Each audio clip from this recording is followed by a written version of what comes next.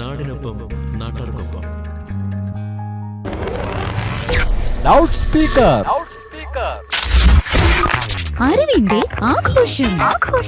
Good afternoon, നമസ്കാരം and welcome to loud speaker with RJ Elikkutty. ഒരു കുടുംബത്തിന്റെ ആരോഗ്യം എന്ന് പറയുന്നത് ആ വീട്ടിലെ സ്ത്രീയുടെ ആരോഗ്യമാണ്, പ്രധാനമായിട്ടും അമ്മയുടെ ആരോഗ്യമാണ്. അപ്പോൾ ആരോഗ്യവതിയായിട്ടുള്ള ഒരു സ്ത്രീക്ക് മാത്രമേ അവരുടെ കുടുംബത്തിനും സമൂഹത്തിനും നാടിന്റെ സമ്പദ് വ്യവസ്ഥയ്ക്കും സംഭാവന ചെയ്യാനായിട്ട് സാധിക്കുകയുള്ളൂ. അപ്പൊ ഈ ഒരു സാഹചര്യത്തിൽ എല്ലാ വർഷവും മെയ് 28 അന്താരാഷ്ട്ര വനിതാ ആരോഗ്യ പ്രവർത്തന ദിനമായിട്ട് ആചരിച്ചു വരികയാണ്. അപ്പൊ ഈ ഒരു ദിനത്തോട് അനുബന്ധിച്ച് ഇന്നത്തെ ലൗഡ് സ്പീക്കറിൽ നമ്മൾ സംസാരിക്കാനായിട്ട് പോകുന്നത് ഗർഭകാലത്തും മുലയൂട്ടുന്ന സമയത്തുമുള്ള സ്ത്രീകളുടെ ദന്ത സംരക്ഷണത്തെ കുറിച്ചാണ്. അറിവുകൾ പങ്കുവെച്ചിന്ന് നമ്മുടെ കൂടെയുള്ളത് ഓർത്തോഡോണ്ടിസ്റ്റ് ഡോക്ടർ റൂബിയാണ്. നമസ്കാരം doctor, welcome to loud speaker. Thank you so much Elikutty. Yes, അപ്പൊ ഞാൻ പറഞ്ഞിട്ടുണ്ടായിരുന്നു ഗർഭകാലത്തെ പറ്റി. ഒരു അമ്മയാകുക എന്ന് പറയുമ്പോഴത്തേക്കും നമ്മുടെ സ്ത്രീകൾ ഒരുപാട് ഹോർമോണൽ ചേഞ്ചസ്, അതുപോലെ തന്നെ അവരുടെ ബോഡിയിലും ഒരുപാട് മാറ്റങ്ങളിലൂടെ കടന്നു പോകുന്ന ഒരു സാഹചര്യമാണ്. അപ്പോൾ ആ ഒരു കാര്യം നമ്മൾ കണക്ട് ചെയ്ത് നോക്കുമ്പോൾ ഈ ദന്താരോഗ്യത്തിലും ഇത്തരം മാറ്റങ്ങളൊക്കെ ഗർഭകാലത്ത് ഉണ്ടാവാറുണ്ടാവില്ലേ ഡോക്ടർ? അപ്പം അങ്ങനെയുള്ള മാറ്റങ്ങൾ എന്തൊക്കെയാണ് സാധാരണയായിട്ട് ഈ ഒരു ഗർഭകാലത്ത് നമ്മൾ കണ്ടുവരുന്നത്? ഹോർമോണിന്റെ വ്യതിയാനം മൂലം ഡ്രൈ മൗത്ത് അഥവാ ഉമിനീരിന്റെ അളവ് കുറയ്ക്കുന്ന ഒരവസ്ഥ വരാറുണ്ട്. ഇത് കേടുകൾ ഉണ്ടാക്കുന്നതിനും കാരണമാകുന്നു. കൂടെ കൂടെ വെള്ളം കുടിച്ചുകൊണ്ടിരുന്നാൽ ഡ്രൈ മൗത്തിന് ഒരു പരിഹാരമാകാം. ഗർഭകാലത്ത് പല്ലുകൾക്ക് മാത്രമല്ല മോണകൾക്കും ബുദ്ധിമുട്ടുണ്ടാകാറുണ്ട്. ഇതിന് പ്രധാന കാരണം ഹോർമോൺ വ്യതിയാനം തന്നെയാണ്. ഗർഭാവസ്ഥയിൽ പ്രൊജസ്ട്രോൺ എന്ന ഹോർമോണിന്റെ അളവ് ശരീരത്തിൽ കൂടുതലായിരിക്കാം. ഇത് മോണയെ മൃദുലമാക്കുകയും മോണയിലുള്ള രക്തസ്രാവം വർദ്ധിക്കുകയും ചെയ്യുന്നു. ചുരുക്കം ചില ഗർഭിണികൾക്ക് ഗർഭകാലത്ത് ഹോർമോൺ വ്യതിയാനം കാരണം മോണയിലെ കോശങ്ങൾ സാധാരണയിലും കൂടുതലായിരിക്കും. പല്ലുകളെ മൂടുന്നതായി കൊണ്ടുവരികയും ജിഞ്ചൈവൽ ഹൈപ്പോപ്ലേസിയ എന്നറിയപ്പെടുന്ന ഇത്തരം അവസ്ഥകളിൽ പല്ലുകൾ തേക്കുവാൻ പോലും ഗർഭിണികൾക്ക് പ്രയാസമായിരിക്കും. ഇപ്പോൾ നമ്മൾ ഈ ഒരു ഗർഭാവസ്ഥ സമയങ്ങളിൽ ഏറ്റവും കൂടുതൽ കണ്ടുവരുന്ന രോഗങ്ങൾ എന്തൊക്കെയാണ്? ദന്തൽ പ്രോബ്ലംസ് എന്തൊക്കെയാണ് ഡോക്ടർ? ഗർഭകാലത്ത് സ്ത്രീകൾക്ക് പല്ലുകൾക്കും മോണകൾക്കും ധാരാളം പ്രശ്നങ്ങളും ഉണ്ടാകുന്നത് കണ്ടുവരുന്നു. അതിന് പ്രധാനം പല്ലുകളിലെ കേടുകളാണ്. അതിന്റെ കാരണം ഗർഭകാലത്ത് സ്ത്രീകളുടെ ഭക്ഷണ രീതിയുടെ മാറ്റം സംഭവിക്കുന്നതാണ്. ചില ഭക്ഷണങ്ങളോട് ഒരു ഇഷ്ടം, ചില ഭക്ഷണങ്ങളോട് ഇഷ്ടക്കുറവ് തോന്നാറുണ്ട്. മധുരം കലർന്ന ആഹാരം, പലഹാരങ്ങളിലും പ്രിയം തോന്നി അത് ധാരാളം കഴിക്കുകയും ഇടവിട്ട് ഭക്ഷണം കഴിക്കുന്ന രീതികൾ, ഭക്ഷണശേഷം പല്ലുകൾ വൃത്തിയായി സൂക്ഷിക്കാതെ ഇരിക്കുമ്പോഴാണ് വായിലെ ബാക്ടീരിയ കൂടുമ്പോൾ കേടുകൾ ഉണ്ടാകുന്നത്. രണ്ടാമത് പ്രധാനമായിട്ട് കാണുന്ന ഒരു കാര്യമാണ് പയോജനിക് ഗ്രാനുലോമ അല്ലെങ്കിൽ പ്രഗ്നൻസി ട്യൂമർ. ഇത് രക്തസ്രാവമുള്ള എന്നാൽ വേദനയില്ലാത്ത ചുമന്ന മുഴകളാണ്. മോണകളിൽ അടഞ്ഞുകൂടിയിരിക്കുന്ന പ്ലാക്കും കാൽക്കുലോസും തന്നെയാണ് മോണകൾ ഉണ്ടാകുന്ന ഇത്തരം മുഴകൾക്ക് കാരണം. മൂന്നാമതായിട്ട് മെയിനായിട്ട് കാണുന്നതാണ് പ്രഗ്നൻസി ജിഞ്ചിവൈറ്റിസ്. ചുമന്നത് മൃദുലമായ മോണകൾ, വായ്നാറ്റം, പല്ലുകളിൽ തേക്കുമ്പോൾ ഉണ്ടാകുന്ന രക്തസ്രാവം തുടങ്ങിയവയാണ് മോണരോഗത്തിന്റെ ലക്ഷണ ആരംഭങ്ങൾ. ജിഞ്ചിവൈറ്റിസ് യഥാസമയം ചികിത്സിക്കാതിരുന്നാൽ ക്രമേണ അത് കൂടുതൽ ഗുരുതരമായി പെരിഡോണ്ടൈറ്റിസ് എന്ന അവസ്ഥയിലേക്ക് എത്തുന്നു. അതായത് മോണയിൽ ഉണ്ടാകുന്ന അണുബാധ ഉറപ്പിച്ചു നിർത്തുന്ന പല്ലുകളെ ബാധിച്ച് പല്ലുകളിൽ ഇളക്കം ഉണ്ടാക്കുന്നു. നാലാമതായിട്ട് മെയിനായിട്ട് കാണുന്നതാണ് പുളിപ്പ് അല്ലെങ്കിൽ സെൻസിറ്റിവിറ്റി. ഗർഭിണികൾക്ക് രാവിലെ എണീക്കുമ്പോൾ കുറച്ച് അസ്വസ്ഥതകൾ അനുഭവപ്പെടാറുണ്ട്. അതിനാണ് മോർണിംഗ് സിക്നസ്. കാരണം തലകറക്കവും ഛർദിലും കാണാറുണ്ട്. ഛർദിയിൽ വയറ്റിൽ നിന്ന് വായിൽ തന്നെ ഗ്യാസ്ട്രിക് ആസിഡ് പല്ലിന്റെ മുകളിലത്തെ പാളയിൽ ഇനാമലിനെ നശിപ്പിച്ച് കേടുവരികയും ഇനാമൽ നശിപ്പിച്ച് പല്ലിന്റെ ഉള്ളിലുള്ള ഇനാമൽ ലെയർ പുറത്തു വന്ന് പല്ലുകളെ കൂടുതൽ സെൻസിറ്റീവ് ആക്കുകയും ചെയ്യും. നമ്മൾ ഈ ഒരു ഗർഭാവസ്ഥയിൽ നമുക്കറിയാം ഒരുപാട് മെഡിക്കൽ കണ്ടീഷൻസിലൂടെ ഒന്നും നമുക്ക് പോകാൻ പറ്റാത്തൊരു സിറ്റുവേഷൻ തന്നെയാണ്. അപ്പൊ ഈ ഒരു ദന്തൽ ചികിത്സയൊക്കെ ഈ ഒരു സമയത്ത് അനുവദനീയമായിട്ടുള്ളൊരു കാര്യമാണോ? നമുക്ക് ഈ ഒരു ടൂത്ത് എക്സ്ട്രാക്ഷൻ, അതുപോലെ തന്നെ റൂട്ട് കനാൽ തെറാപ്പി, എക്സ്റേസ്, ഈ പറയുന്ന കാര്യങ്ങളിലൂടെയൊക്കെ നമുക്ക് കടന്നു പോകാനായിട്ട് പറ്റുന്നതാണോ പ്രഗ്നൻസി ടൈമിൽ? നിങ്ങൾ ഗർഭകാലത്ത് ദന്ത ഡോക്ടറിനെ സന്ദർശിക്കുന്നെങ്കിൽ ഗർഭിണിയാണെന്നുള്ള കാര്യം തീർച്ചയായിട്ടും ഡോക്ടറിനെ അറിയിക്കുക. കാരണം കുഞ്ഞിന്റെ അവയവങ്ങൾ രൂപപ്പെടുത്തുന്നത് കൊണ്ട് ആദ്യത്തെ മാസങ്ങൾ കുഞ്ഞിനെ ദോഷകരമായി ബാധിച്ചിരിക്കുന്ന മരുന്നുകളെല്ലാം ഒഴിവാക്കണം. ഗർഭകാലത്ത് ആദ്യ 3 മാസങ്ങളിൽ, അവസാന 3 മാസങ്ങൾ അത്യാവശ്യമുള്ള ദന്ത ചികിത്സകൾ മാത്രം ഡോക്ടറിനെ സമീപിക്കുക. 4 മുതൽ 6 മാസം വരെയാണ് ദന്ത ചികിത്സയ്ക്ക് അഭികാമ്യം. പല്ല് എടുക്കൽ ആവശ്യമെങ്കിൽ ചെയ്യാം, പക്ഷേ 1ാം ത്രിമാസത്തിലും 3ാം ത്രിമാസത്തിലും ഒഴിവാക്കുക. റൂട്ട് കനാൽ തെറാപ്പി, അണുബാധ തടയാൻ റൂട്ട് കനാൽ ചെയ്യുന്നത് സുരക്ഷിതമാണ്. ഡെന്റൽ എക്സ്റേ അത്യാവശ്യമെങ്കിൽ മാത്രം ലെഡ് ഏപ്രിനും കോളറും ഉപയോഗിച്ച് ചെയ്യാവുന്നതാണ്. അതുപോലെ അതുപോലെ തന്നെ നമ്മൾ നോക്കുകയാണെങ്കിൽ ഈ ഒരു ഗർഭകാലത്തെ ഓരോ ത്രൈമാസത്തിലും പല്ലിന്റെ സംരക്ഷണത്തിന് എങ്ങനെയൊക്കെയാണ് പ്രഗ്നന്റ് ലേഡീസ് ശ്രദ്ധ കൊടുക്കേണ്ടതൊക്കെ?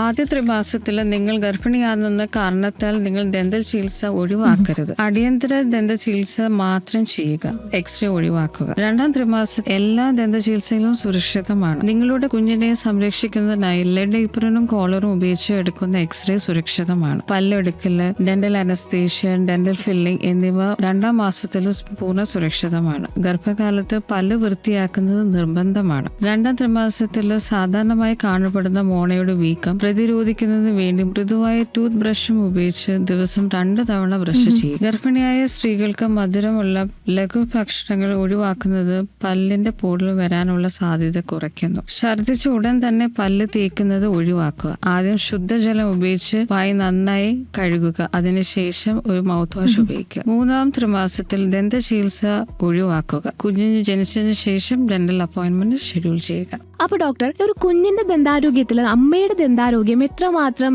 റിലേറ്റ് ചെയ്ത് നിൽക്കുന്നുണ്ട് എന്നുള്ളതൊന്ന് പറയാമോ? ഗർഭകാലത്തുള്ള ഒരു സ്ത്രീയുടെ ആരോഗ്യ സംരക്ഷണത്തിൽ പ്രധാനമാണ് ദന്ത സംരക്ഷണം. കാരണം അമ്മയെ ബാധിക്കുന്ന പല ദന്തരോഗങ്ങളും കുഞ്ഞിനെയും ബാധിച്ചേക്കാം. ഒരു കുഞ്ഞിനായി തയ്യാറെടുക്കുന്നതിന് മുമ്പ് തന്നെ ഒരു ദന്ത ഡോക്ടർ വിദഗ്ധനെ കണ്ട് പല്ലുകളെയും മോണകളെയും ആരോഗ്യം ഉറപ്പുവരുത്തേണ്ടതാണ്. മോണയുടെ ആരോഗ്യത്തിനായി പല്ലുകളും മോണകളും അടഞ്ഞുകൂടിയിരിക്കുന്ന പ്ലാക്കും കാൽക്കുലസും യഥാസമയം നീക്കം ചെയ്യണം. കേടുകളുള്ള പല്ലുകൾ അടച്ച് സംരക്ഷിക്കുകയും ചെയ്യണം. ദന്തരോഗങ്ങൾ യഥാസമയം ചികിത്സിക്കാതെ ഇരുന്നാൽ വായിലുള്ള മോണരോഗങ്ങളും രക്തക്കുഴൽ വഴി ഗർഭാശിശുവിനെ ബാധിച്ചേക്കാം. ഇത് ചിലപ്പോൾ മാസം തികയാതെയുള്ള പ്രസവത്തിന് കാരണമാകുകയും ചെയ്യും. കുഞ്ഞുങ്ങളുടെ ഭാരക്കുറവിനും മോണരോഗങ്ങൾ കാരണമാകുന്നതിനായി പഠനങ്ങൾ തെളിയിക്കപ്പെടുന്നിട്ടുണ്ട്. ഇക്കാര്യങ്ങൾ കൊണ്ടാണ് ദന്തരോഗം ശ്രദ്ധിക്കാതെ ഇരുന്നാൽ ഗർഭസ്ഥ ശിശുവിന് ദോഷം വരുമെന്ന് പറയുന്നത്. ഓക്കെ, അപ്പൊ ഈ ഒരു കാൽസ്യം കുറവും മൂലം ഒലിയൂട്ടുന്ന അമ്മമാർക്ക് പല്ല് തകരാറുകൾ ഉണ്ടാവാനായിട്ടുള്ള ചാൻസുകൾ ഉണ്ടോ? അല്ലെങ്കിൽ അതിനുള്ള ഒരു പ്രതിവിധികൾ എന്തൊക്കെയൊക്കെ ആയിരിക്കും? പ്രിവെൻഷൻ നമ്മൾ എന്തൊക്കെ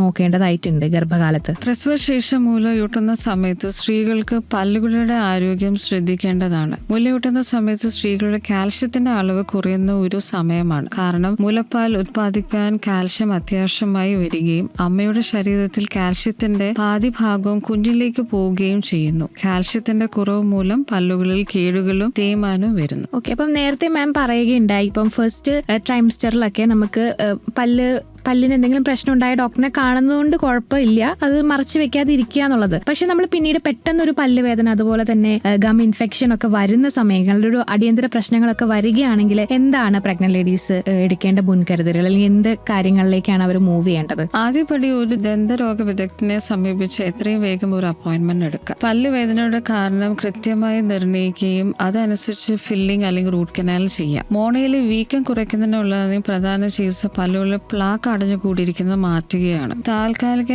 ആശ്വാസത്തിനുള്ള വീട്ടുവൈദ്യങ്ങൾ അല്ലെങ്കിൽ ദന്തരോഗ വിദഗ്ധന്റെ അപ്പോയിന്റ്മെന്റ് കിട്ടുന്നത് വരെ ചില വീട്ടുവൈദ്യങ്ങൾ നമുക്ക് ചെയ്യാവുന്നതാണ്. അത് ചെറു ചൂടുവെള്ളത്തിൽ ഉപ്പുവെള്ളം ഉപയോഗിച്ച് വായ കഴുകുക. ബാധിത പ്രദേശത്ത് ഒരു കൂൾ കംപ്രസ് ഉപയോഗിച്ചത് വേദന മരവിപ്പിക്കാനും വീക്കം കുറയ്ക്കാനും സഹായിക്കും. അപ്പൊ അതുപോലെ തന്നെ ഗർഭിണികൾക്കും മുലയൂട്ടുന്ന സ്ത്രീകൾക്കും വേണ്ടിയുള്ള ദന്തപരിചരണ ഉൽപ്പന്നങ്ങൾ തിരഞ്ഞെടുക്കുമ്പോൾ നമ്മൾ ശ്രദ്ധിക്കേണ്ട കാര്യങ്ങൾ എന്തൊക്കെയാണ്? ഗർഭിണികൾക്കും മുലയൂട്ടുന്ന സ്ത്രീകൾക്കും സുരക്ഷിതമായ ദന്ത ഉൽപ്പന്നങ്ങൾ മുൻഗണന കൊടുക്കേണ്ടതാണ്. പല്ലിന്റെ ഫ്ലൂറോസിസ് സാധ്യത കുറയ്ക്കുന്നതിന് പ്രത്യേകിച്ച് ഇനാമൽ വളർച്ചയുള്ള സമയത്ത് ഗർഭിണികൾക്ക് ഫ്ലൂറൈഡ് രഹിത ടൂത്ത് പേസ്റ്റ് പരിഗണിക്കാം. ഗർഭകാലത്ത് വ്യാപകമായി ഉപയോഗിക്കുന്ന ഒന്നാണ് വെളുപ്പിക്കുന്ന ടൂത്ത് പേസ്റ്റ്, അത് ഒഴിവാക്കണം. അതേപോലെ തന്നെ മെർക്കുറി ഫില്ലിംഗ് അത് ദോഷകരമായതിനാൽ കോമ്പോസിറ്റ് ഫില്ലിംഗ് ഉപയോഗിക്കുന്നത് നല്ലതായിരിക്കും. മോണകൾ സെൻസിറ്റീവ് ആയതിനാൽ മൃദുവായ ടൂത്ത് ബ്രഷ് യൂസ് ചെയ്ത് ബ്രഷ് ചെയ്യുന്നത് നല്ലതായിരിക്കും. ഇത് വളരെ ഇമ്പോർട്ടന്റ് ആയിട്ടുള്ള ഒരു കാര്യമാണെന്ന് തോന്നുന്നു. നമ്മൾ ആരോഗ്യകരമായിട്ടുള്ള പല്ലും അല്ലെങ്കിൽ ദന്ത സംരക്ഷണത്തിന് മുഖ്യമായിട്ട് ഈ ഘട്ടങ്ങളിൽ നമ്മൾ പിന്തുടരേണ്ട